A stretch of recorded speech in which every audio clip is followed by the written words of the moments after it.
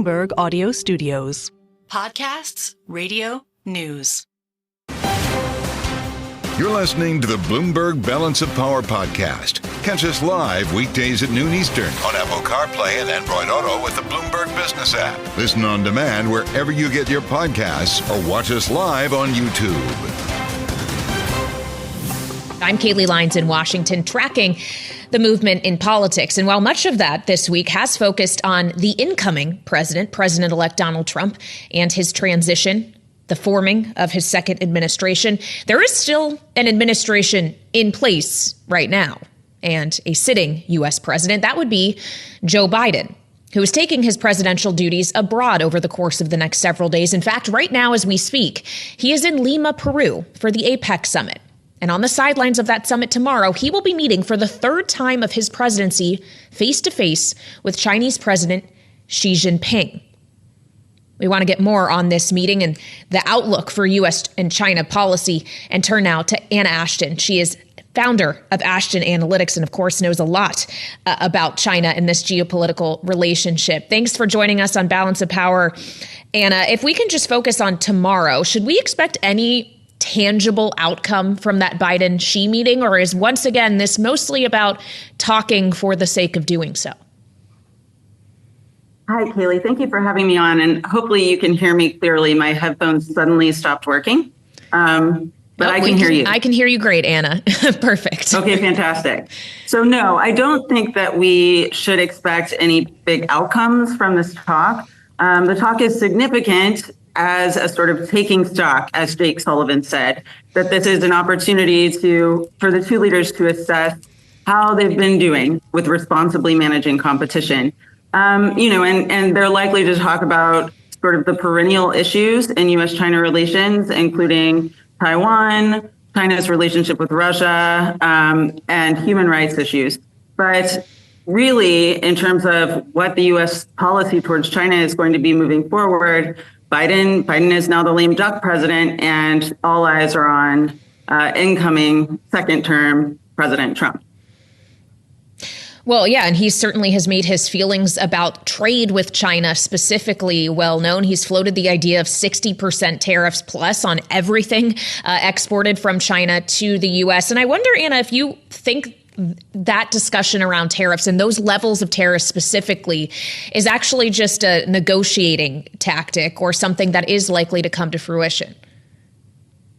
Well, we can all hope that it's a negotiating tactic because, of course, 60% tariffs on everything from China would be inflationary and, it would raise prices for American consumers and businesses, which is, I think, exactly the opposite of what most people were hoping would be accomplished with a second Trump presidency when they cast their vote for him.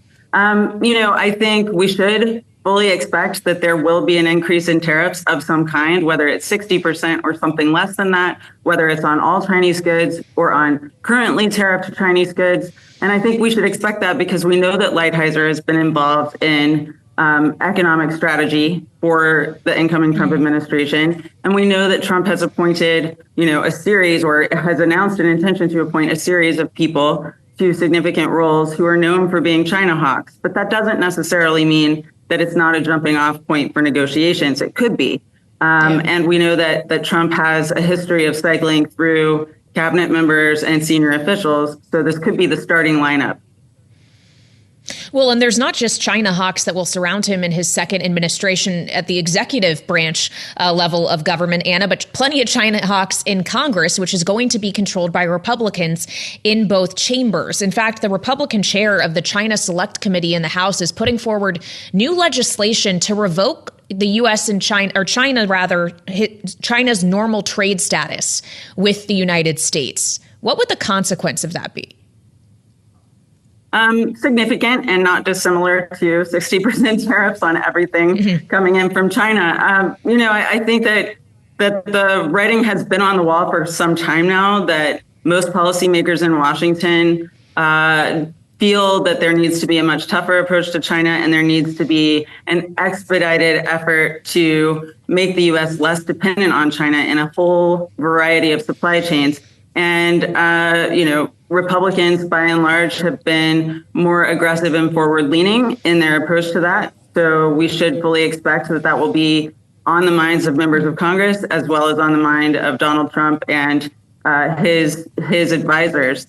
And I think the key thing will be to, hopefully their ears will also be open to people who are pointing out the perhaps unintended consequences of the policies that they're considering and ways to mitigate them.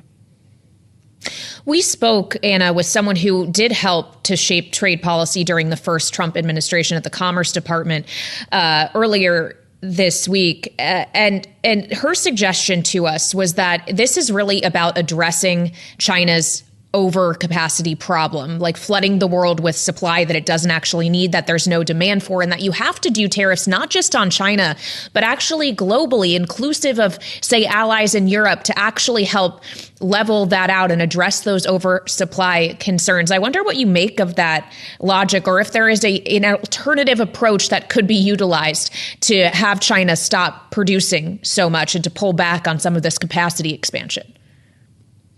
Well, I certainly question, Kailey, the idea that applying tariffs to Europe is going to make a difference. U.S. applying tariffs to Europe would make a difference to China's overcapacity. I do think it's worth pointing out that Europe is actively exploring and pursuing tariffs on certain Chinese goods, such as electric vehicles, because of Chinese overcapacity and because of the fact that it looks like China is doubling down on its reliance on exports to help generate more robust economic growth at home right now. I think that that is going to continue to be a problem for the United States as well as other trading partners with China, unless China rolls out a very different approach to its economic recovery, one that more directly benefits consumers and causes consumers to spend money. So, Anna, is effectively what you're saying actually the tariffs could have the opposite of the intended effect, which is that because of the hit to the economy of China by not being able to export all those goods necessarily to the U.S., China could actually stimulate more, spend more money on trying to build out its productive capacity, and therefore make the overcapacity problem even worse? Well, I certainly think that if China feels that it can't successfully export to the United States, it's going to be trying to export elsewhere to our trading partners. And it will, I don't see a sign that China is considering rolling back its efforts to stimulate growth by increasing exports of certain kinds of products, such as electric vehicles or lithium-ion batteries. It is possible that tariffs from the United States will cause a rethink, or that China will consider policies that are U.S. specific to improve ties by not offloading oversupply into the United States, which of course will be harder to do anyway, given tariffs and given other laws and regulations that are in place that make it hard to send things like Chinese electric vehicles into the U.S. market. Just quickly, Anna, we have about a minute left here. The U.S.-China relationship is one thing, but the U.S. also has concern about China's relationship with other adversaries like Russia. How should we be thinking about the nature of that relationship right now? It's going to be a really interesting few months as this new administration gets settled in, because, of course, Trump has always had a different sense of Russia and Vladimir Putin than the Biden administration seems to have. He seems to be interested in more dialogue and in trying to come to an agreement that will end the conflict in Ukraine. Maybe not an agreement that Ukraine would like, but one that might settle things. And I think, he's going to be pursuing that, which will change the dynamic between the U.S. and China in terms of China's support for Russia. If the United States is wanting to come to the table with Russia to talk about ending the conflict in Ukraine in some way, China would like to have that conversation too. And if it is on terms where Russia is able to retain some of the territory that it has taken control of. Anna Ashton of Ashton Analytics. We have to leave it there. Thank you for joining us on Bloomberg.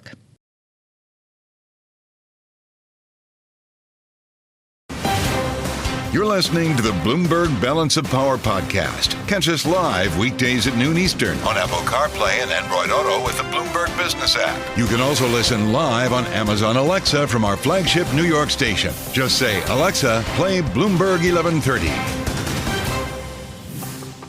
As we consider those that Donald Trump has not tapped yet, we do know some that he has.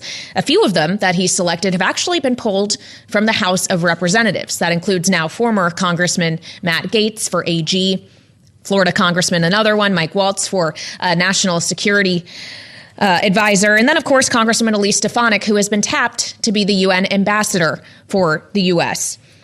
So that reduces what looks like it could be a very tight majority. And we want to turn now to a member of that majority, both the current one and the one incoming. Congresswoman Ashley Hinson of Iowa is joining me now here on Bloomberg TV and radio. Congresswoman, welcome back to Balance of Power. Can the conference afford to lose one more member to this administration, or would you encourage the president-elect to stop here?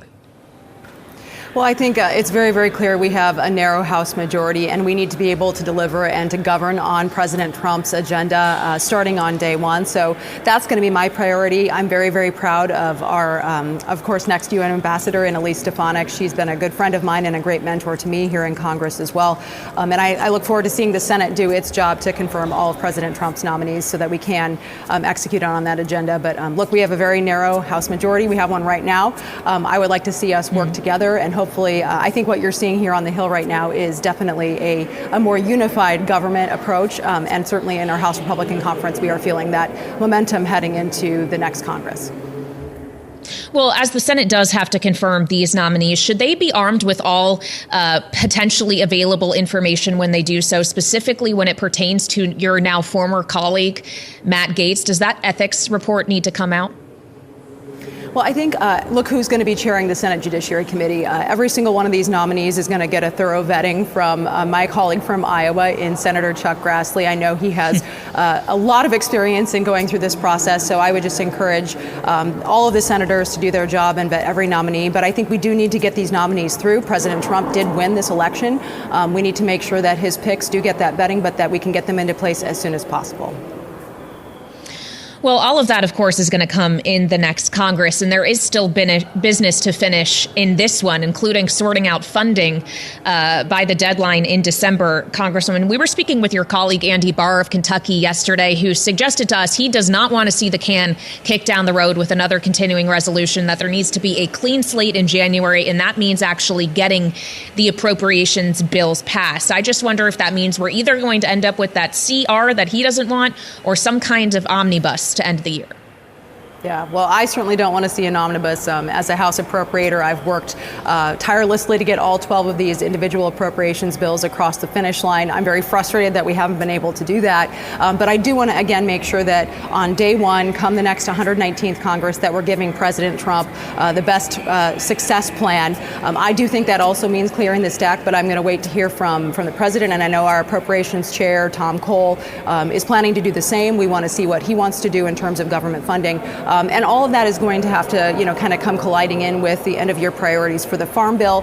We're already talking about what the tax bill for next year is going to look like. So we just want to make sure that we're doing this right. What I don't want to see is a continuation of a lot of really, really bad Democrat policies that we've had to negotiate on over the past couple of years.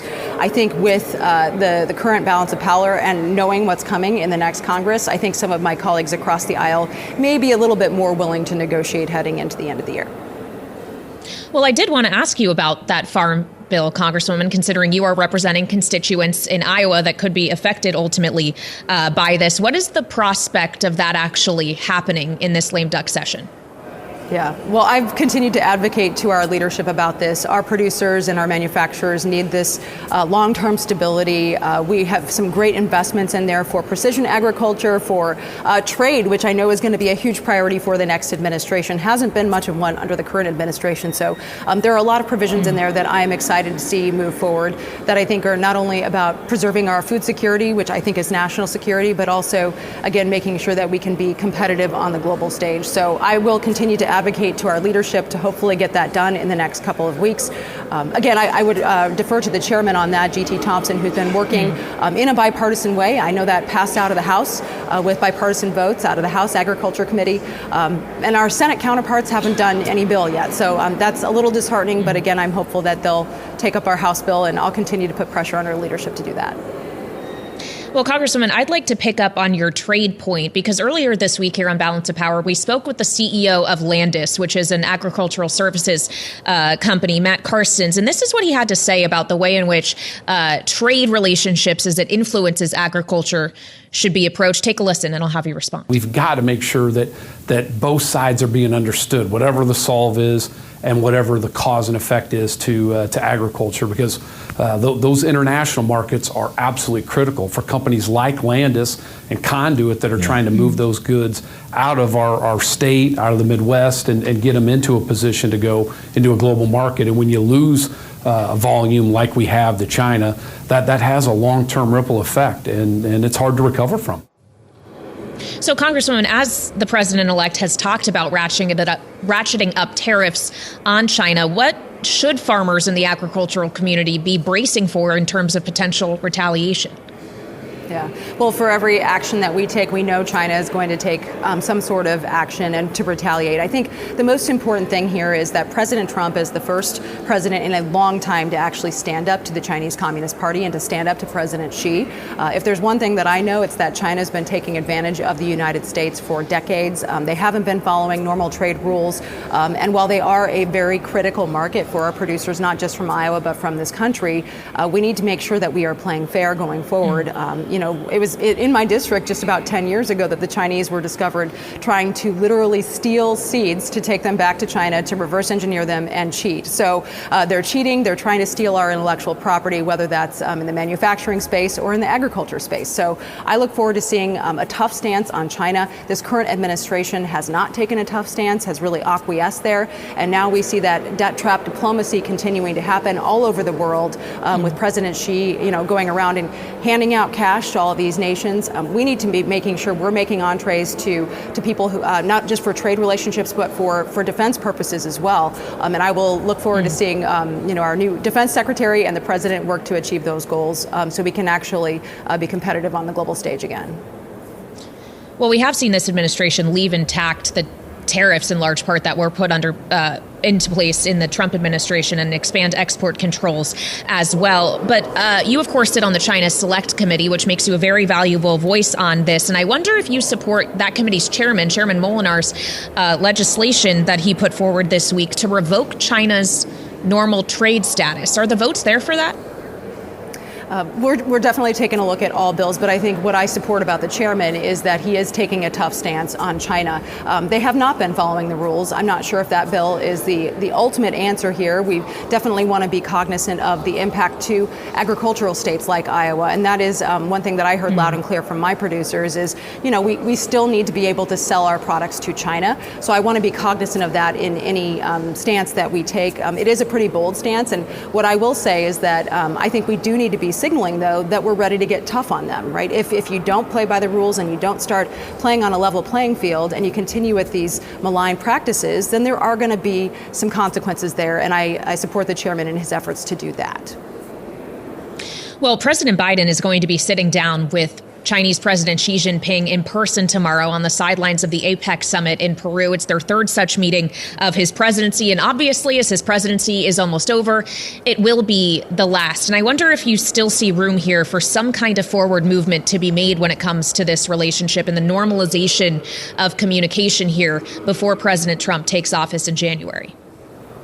Well, I think communication is always a key goal, no matter who it is that we're trying to work with. As I said, we need to make sure we still preserve those markets for trade going forward. I'm hopeful President Biden will continue to hopefully express that we need to have American dominance. America needs to be strong on the global stage. And again, this is about fairness and a level playing field. And so I think what we will see is President Xi probably take a little bit of a different posture, knowing who's coming in next. He's seen this show before. He knows that President Trump talks tough, carries that that he's not, speak softly and carry a big stick. No, it's speak loudly and carry a big stick too. So I think that he certainly understands what's coming down the pipeline. But again, my goal for diplomatic relations is always going to be able to have open lines of communication.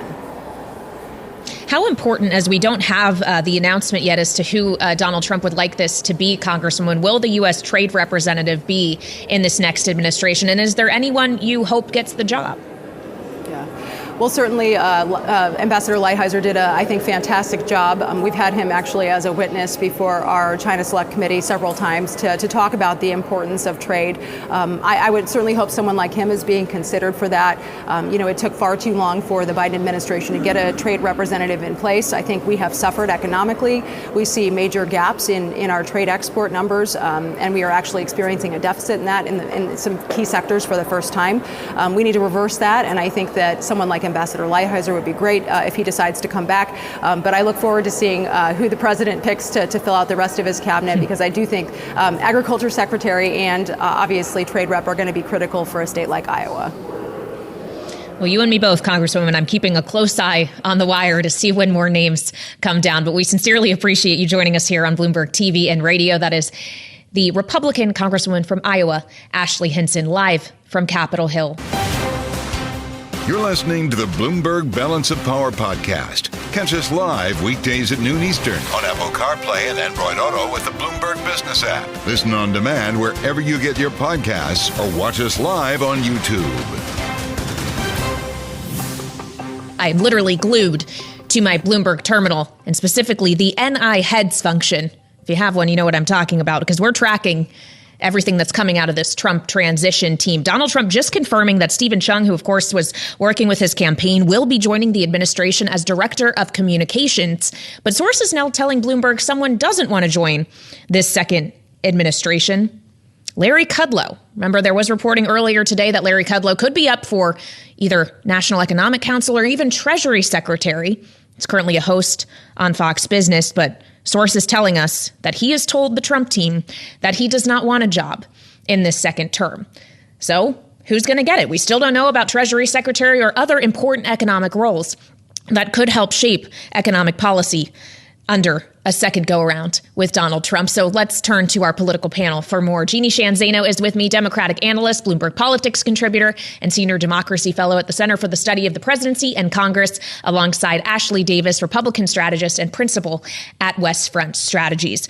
Ashley, just to begin with you, we've kind of seen this happening where people are taking themselves out of contention. John Paulson did it. It was too financially complicated for him. Now I guess Larry Kudlow maybe would rather stay in the anchor chair. And it's all kind of playing out publicly in the press. What do you make of it?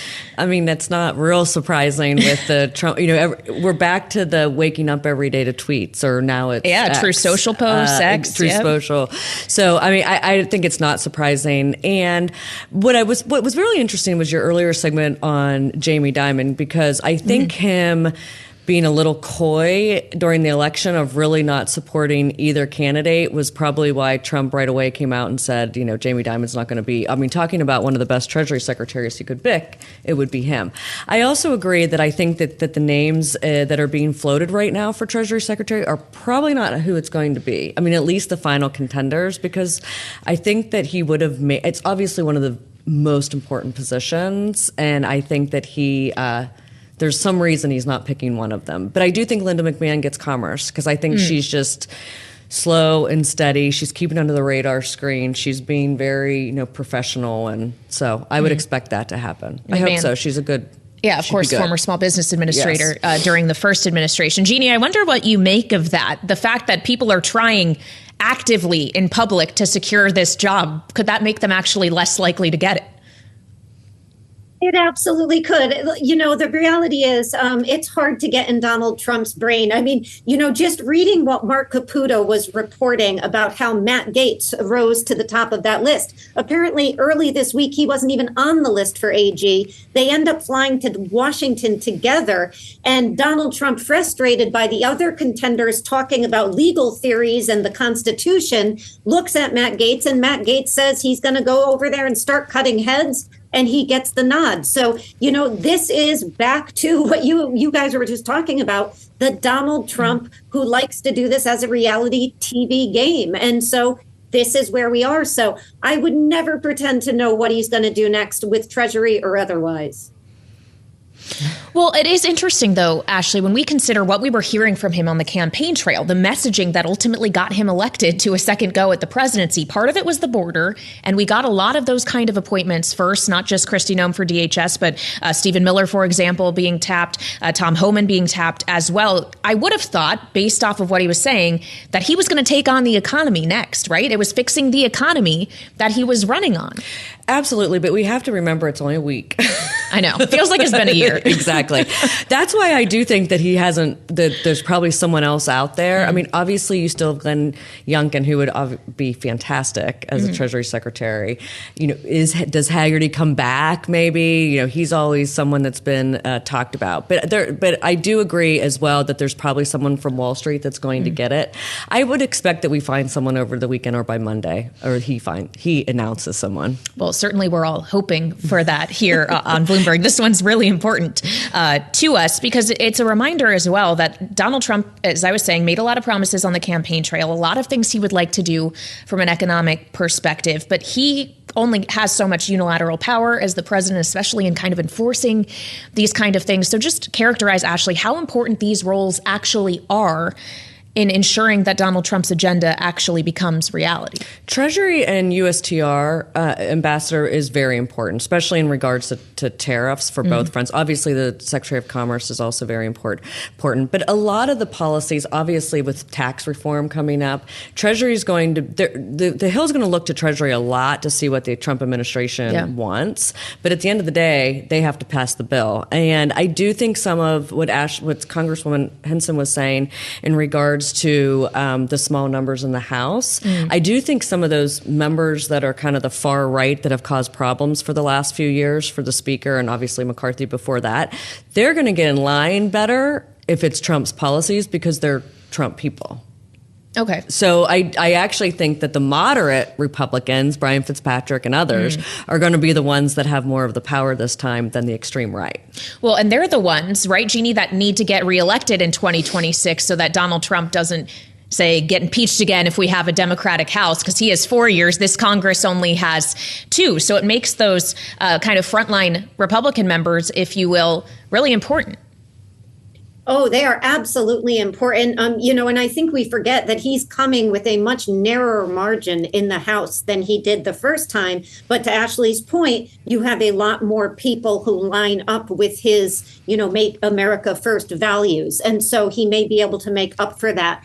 But I'm not one of the people who thinks that, and I've been debating with so many of my friends on this, that this is a Washington on the Republican side that is without schisms. I think there are schisms in Washington on the Republican side, and we are going to see those play out. I mean, you just look at who he has nominated so far, and you can see people with vastly different governing philosophies from, say, a Marco Rubio all the way to a Matt Gaetz. Now, who knows who's going to get in, but, America First, the Donald Trump Republican Party is a big party now, and they've got people from all different elements. And the trick is going to be able to make them work together. And I think it's going to be easier said than done when it comes to passing some of these economic bills that he has talked about on the campaign trail. Well, as we consider potential schisms within the party leadership is a question here. I actually spoke with a member of the newly elected and current Senate leadership, Republican Senator Shelley Moore Capito of West Virginia, last night, specifically on this notion of recess appointments that could be made by Donald Trump. This is what she told me. We can fulfill in the regular order way of confirming the nominees, and that's what we intend to do. I think all of this talk about recess appointments is way premature. I don't believe that's the direction that we want to go, and I don't think President Trump will want to go that. He wants the confirmation of the Senate because we're going to be working together all throughout these next several years, and we need to make sure that we not that we respect each other's roles, but that we have the confirmation from each other that we're moving in the right direction. So she doesn't think Donald Trump is going to want to abandon the checks and balances here, Ashley, but she can't know for sure what Donald Trump wants any more than the rest of us can. And I wonder if you do think this brand new leadership team that's going to take hold in January could potentially run into conflict with Donald Trump pretty early on. Well, I think the statement that John Thune made is right after he got elected was the fact that he's going to keep the filibuster in place. And to me, no matter what side of the aisle you're on, I think that's a very important, if we don't have that filibuster in place, no matter if you're Republican or Democrat, there's going to be really bad policies that are passed beyond what already gets passed sometimes. So I was really happy that he came out. That I think that Trump will go after him publicly, just like he did McConnell when McConnell said he's keeping the filibuster in place. So I think that's going to be the number one moral. I agree with Senator Capito. I really, as I said earlier in the segment, I think this recess appointment is a little bit of a noise right now. Well, I guess we'll all find out come January whether or not it's noise or real. It's sometimes hard to tell. I also think we're going to be in Washington session until like Easter because they're going to want to get stuff done. They're going to pass the budget resolution. They're going to do tax reform right away. I think it's going to be crazy. So much to look forward to. Just when we think we might get a break at some point, Ashley's like, just wait, you won't. It keeps our jobs, right? This is very true. Certainly going to keep Jeanne Zaino busy as well. Jeanne, if we consider everything, as Ashley is outlining, this incoming Congress is going to want to get done. We already discussed what is a very tight majority it's going to be in the House. In the Senate right now, the majority is 53, but there is a recount in Pennsylvania in the Dave McCormick, the Republican, versus the incumbent Democrat, Bob Casey race. Do you think there's potential this goes down to 52, or is that a recount going nowhere? You know, historically, the recounts done in Pennsylvania, I think there were 4, and they have all gone the way that they were originally decided or initially decided. So my guess would be that it still remains with Dave McCormick, and Casey is going to have to concede. And, you know, while I do agree that Donald Trump may be throwing out a trial balloon on the recess or more likely to threaten the Senate, no president worth their salt is happy with the advice and consent of the Senate. They all want to get rid of it. Nobody wants to have to go to somebody else to do their job. So, you know, he doesn't want to have to go there. And I am waiting with bated breath because, Kailey, remember when he said, Mike Johnson and I have a secret? And of course, that secret, is it the recess? I don't know, but the House Speaker has an enormous role potentially there. So, Kailey, don't sleep this weekend. Figure the secret out, would you? I was told that the secret was teletown halls during the final stretch of the campaign for the House. I don't know. Maybe we'll find out later. There probably wasn't even ever a secret. Who knows? The secret will remain secret, perhaps. Ashley Davis and Jeanne Zaino, our wonderful political panel today. Thank you both so much for joining me, and enjoy the weekend. It's certainly well-deserved for everyone who has had to keep track of what's going on here in Washington. We've talked a lot about what could happen in terms of the economic policy team, but we have to focus on the legal and justice team as well. Bloomberg's Sara Forden is on her way in, and we'll have Democratic Congressman Brad Sherman of California as well on Bloomberg. You're listening to the Bloomberg Balance of Power podcast. Catch us live weekdays at noon Eastern on Apple CarPlay and Android Auto with the Bloomberg Business app. You can also listen live on Amazon Alexa from our flagship New York station. Just say, Alexa, play Bloomberg 1130. We're still awaiting some pretty important cabinet picks from the president-elect Donald Trump. Think Treasury or Commerce. Roles that you might think would be pretty high on the checklist in terms of nominees you need to get out there. Maybe less so, lower down on the checklist you might expect would be, say, U.S. Attorney for the Southern District of New York. But that's what we got yesterday. Donald Trump has tapped Jay Clayton, the former SEC chair, for that role. He's also tapped a number of his personal attorneys to serve him in this upcoming administration. And of course, most of all, he has tapped former Congressman, now Matt Gaetz, to serve as Attorney General, though there are some pretty serious confirmation questions there. But we want to get into all of these questions and turn to Sara Forden, who leads Bloomberg's legal coverage here in Washington, and she's joining me in our D.C. studio. So, Sara, if we could start with Gaetz, because if confirmed, he would be running the entire Department of Justice. What would that actually look like? In what ways could he potentially dismantle the existing structure? Well, I mean, there's been a lot of coverage of Trump's angst about the Justice Department, the investigations, all also dating back to the Russia investigation under the former leader of the FBI in that case. The Justice Department includes the FBI, the Criminal Division, the Civil Division, the Human Rights Division. It's a massive law enforcement agency. And, the aim is to whittle it down and to weed out anybody who isn't loyal to the president's agenda. Well, of course, Matt Gaetz has argued that the Justice Department has been weaponized against him, and Donald Trump has argued the very same because he, of course, has been indicted by the DOJ, specifically Special Counsel Jack Smith, in 2 separate federal cases that he's now, Jack Smith that is, trying to wind down before Donald Trump takes office. How is that process likely to go? And is everyone who was involved in it going to have to leave the DOJ before Trump takes the oath? Well, it's most likely that they will all leave ahead of time. And they're winding down the cases because they have a longstanding policy to not prosecute sitting presidents. So there's no, thinking to wait until Trump gets into office. This is inevitable. These cases are going to go away. And so Jack Smith is preparing his filings to dismiss them. He's asked for a little more time to do that. This has now been postponed until December 2nd. And the issues are a little bit different in the 2 cases. So the January 6th case is about Trump's efforts to overturn the results of the election. Yeah. The Florida case is about his handling of classified documents.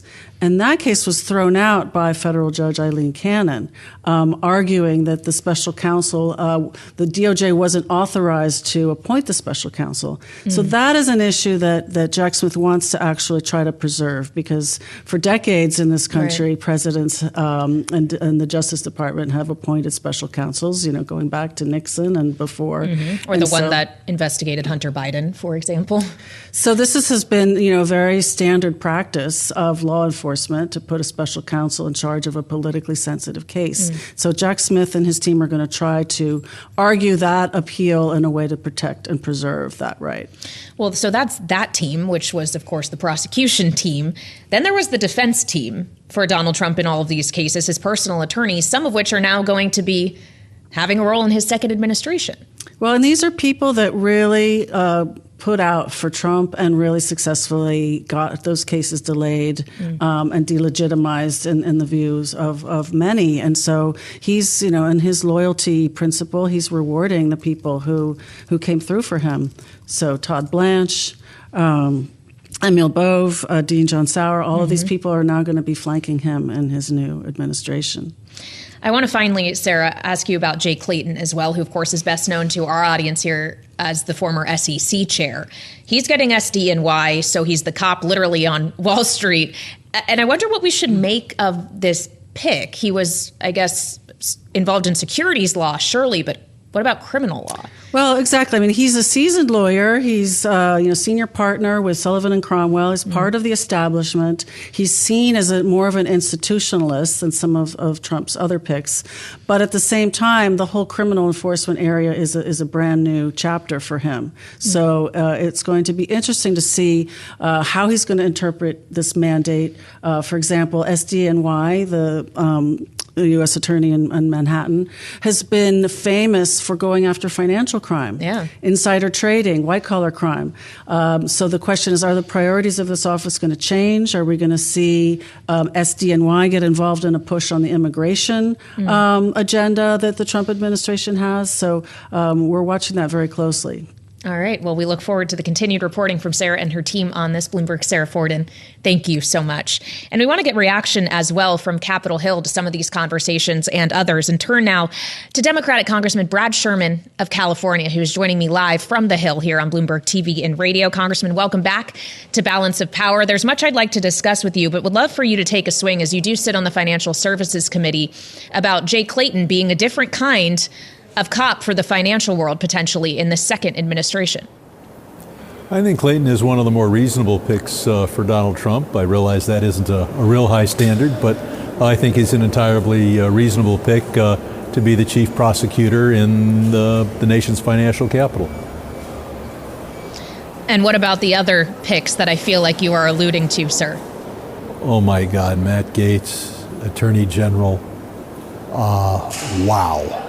It is just stunningly bizarre, especially you'd think that Donald Trump, who says we should have openness with the American people, isn't demanding that the Ethics Committee investigation, which was supposed to report today and might still report today, that report isn't made public. How can we spend all this government money, have a Congress, which is a House of Representatives, which is in Republican hands, do a bipartisan, fair investigation, and then hide it from the American people? I think that's outrageous. Well, I guess we'll see if that either leaks out or is formally issued, and we'll see whether or not Matt Gaetz ultimately is confirmed for that job, Congressman. I'd also like to ask you about a man with a job currently, and that is the Fed chair, Jay Powell, who has had to field questions about whether he would resign if asked by Donald Trump. He has stated it's not legal for Trump to demote him or anyone else in Fed leadership, but I wonder if you think those theories will be tested in this incoming administration. I wouldn't put it past Trump to try to do things that he doesn't have the legal right to do. I'm counting on the court system to defend our laws, and I think Jay Powell will serve out his term. Well, and he certainly has more work ahead of him just in the next couple of weeks, Congressman. There will be a rate decision. The market seems less convinced that they're actually going to cut rates again before the year is out, but do you believe the economy needs it? Well, you've got to look at what the economy is going to be next year. Trump is proposing policies which, according to the Peterson Institute, are going to boost inflation between 4 and 7 percentage points. That's worse than COVID's effect on the inflation rate. And we would rely upon the Fed to somehow do its best to control inflation. Of course, higher interest rates are bad for consumers, just as inflation is bad for consumers. Well, so I guess we'll see how the Fed navigates that next year. But before this year is over, Congressman, the government also needs to be funded. There's a deadline coming up for that as well in December. And I wonder if you think it's more likely we end up with a continuing resolution or an omnibus package. Congress will tend to kick a can down the road. An omnibus is much more difficult to put together. I wouldn't be surprised if there was a continuing resolution until at least February.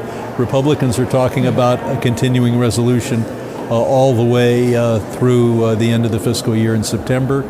And given how much I disagree with the things they would try to do in an appropriations bill, putting the government on automatic pilot is, it's not good, but it's not as bad as other things.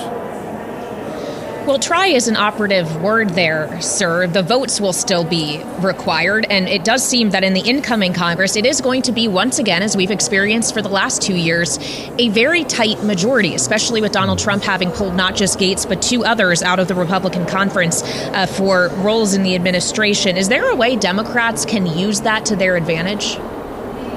Well, in the Senate, they're going to keep the filibuster, and in the Senate, they have only a 3-vote margin. So, for example, if only 4 Republican senators will stand up and say, we can't vote on Matt Gaetz until we see the Ethics Committee report, then there'll be an important step for honesty with the American people, openness and on that nomination. I would suspect that they will not allow, for example, Stefanik to take her role as UN ambassador until such time as they've had special elections to fill other seats. They can't operate with no, with a 1-seat majority. And we'll see how the elections come out. I think the ones in California that are still uncalled are going to go our way. Well, I'm glad you raised Elise Stefanik, sir. She, of course, as you alluded to, tapped as ambassador for the United Nations. We also saw former Arkansas Governor Mike Huckabee tapped as ambassador to Israel. And I wonder what that says to you about the way in which Israel policy could look different as we move forward into this next administration. I think Stefanik will do a good job, probably in the mold of Nikki Haley. I think Huckabee has gone way too far and will lead Israel in the wrong direction. Israel may be able to take extreme positions and still remain popular in the Republican Party of the United States, but there are 8 billion people on this planet, and if Israel only has the support of Israelis, or a majority of Israelis, and a majority of Republicans, then Israel is isolated from the rest of the world. The fact is that Israel's 76 years old. During its first half of existence, Democrats and Republicans were in control about half the time, and that'll be true the next 76 years. And if Israel puts itself in a position where it has no appeal to those to the left of Donald Trump, that's a terrible position for Israel to be in. Congressman, we just have a minute or two left here. The Washington Post reported this week that the Israeli Prime Minister Benjamin Netanyahu is preparing a ceasefire in Lebanon as a quote-unquote gift to the incoming president, Donald Trump. Do you think that is actually achievable before he takes office? I think if Hezbollah will follow the UN resolution, usually UN resolutions aren't particularly good for Israel, but will follow the UN resolution and move north of the Litani River, as they agreed to do decades ago, or over a decade ago, that we should get a ceasefire. And I don't think we should continue killing people unnecessarily on either side just to make a gift to an incoming U.S. administration. Israel should conclude a ceasefire when it can do so in a way that will keep its northern Israelis safe. And that is pretty much a decision Hezbollah has to make. Are they willing to do what they agreed to do over a decade ago and move north of the Litani River? All right, Congressman, appreciate your time on this Friday. Sir, enjoy the weekend. That is Democratic Congressman Brad Sherman of California, member of the House Foreign Affairs and Financial Services Committee, here with us on Bloomberg TV and radio.